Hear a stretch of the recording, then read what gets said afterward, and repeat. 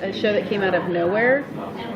When you guys were filming it, did you have any idea it was going to impact so many people and have such a following so fast? I mean, for me, even when we were shooting the pilot, it felt really, really special. Yeah, I don't know. No, things just. No, because you just don't know, because you can take big swings, and I really believe in sort of like hitting the ball out of the park or landing flat on your face. Like, I'm really not interested in being somewhere in the middle, and I wanted to take big swings with impulse, and being at a new channel like YouTube, which is, I just feel like already we're kind of like, just doing it there, you're sort of taking a big swing. Right. It's not an established brand. Not an established brand. Nobody even knows what the brand is yet, and we're gonna. It's like I like being out and sort of out on a ledge and really, sink or swim, and that's what I really love about doing television. I mean, I love movies, obviously, but that it's like a meritocracy. Like movies, it doesn't really matter if like Jurassic World is good or not. Like, you just put enough money into it, you can have a huge opening weekend. But like TV, like has to, they can promote like an episode, but audiences have to love it, and then it's the audience that drives it. And I actually, what I really am finding I love about being on YouTube is the feedback. Because we have other shows on other networks, but nothing is like YouTube, where like there's just these comments, the stream of comments. Have you read them? Oh, all the time. I can't read them. No, but it's good or bad. They're all good. But good or bad, it's. Well, I keep reading because I keep waiting for the bad ones. I know, that's why I'm not reading them. I'm a glutton, but because when I make movies, I'm not recognizable enough that I can just go to the movie theater where a movie of mine's playing, and I like that's my favorite part of making movies, is going to a theater and watching in front of an audience. And I like being in the theater if they're sort of reacting, and you can if there's a joke and they laugh. But I always find myself at the end of the movie in the bathroom. First of all, because I drink a lot of soda, so by the end of the movie I usually have to go to the bathroom anyhow. And I like sort of loitering around the men's room, because that's where people talk about the movie. Yep.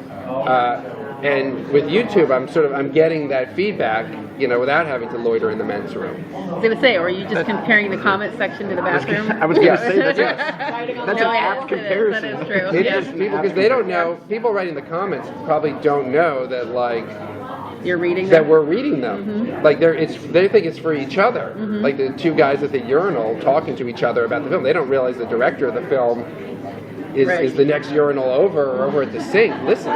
Yeah. And I like getting that. I like that they're not. It's just their raw reaction to it. The travel part of the first season kind of almost was like a secondary story. As we go in, as the story continues, will like Nikolai and will that change kind of as you go forward in the story for like season? We're not done with Rest in New York. Okay. Like I have such a cool idea of what to do to this town that I wanted to do in season 1, because I'm like, what if we don't get a season 2?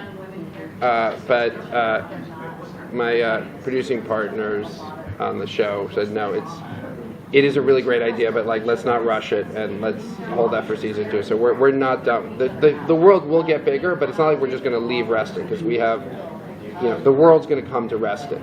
Also, for me, and what I've been reading in the comments that I get on my accounts online, people find, I think, that town most interesting. That's the reaction that I've sort of gotten, and those central characters in that triangle, Jenna Henry Towns, and for me, that's been the most interesting and fun thing. What else do you want to explore in that town? Like, what's something that you didn't get to really explore in season 1, and you were like, this would be an interesting little side storyline?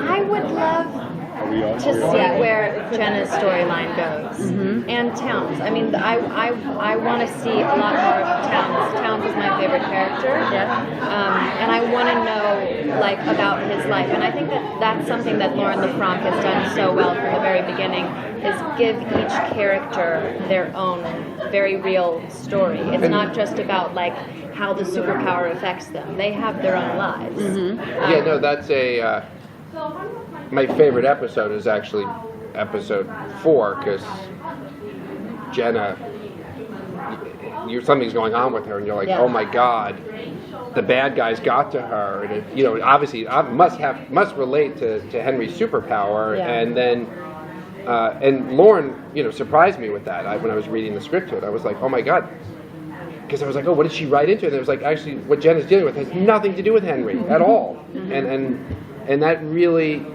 the team that assembled around the show sort of took ideas that I had as a concept for doing a superhero thing and did it so much better than I aspired to, but they carried it further, because I really was interested in not just what would it be like to have the ability to teleport, but in a way it's more interesting is, what if it's your sister who can teleport?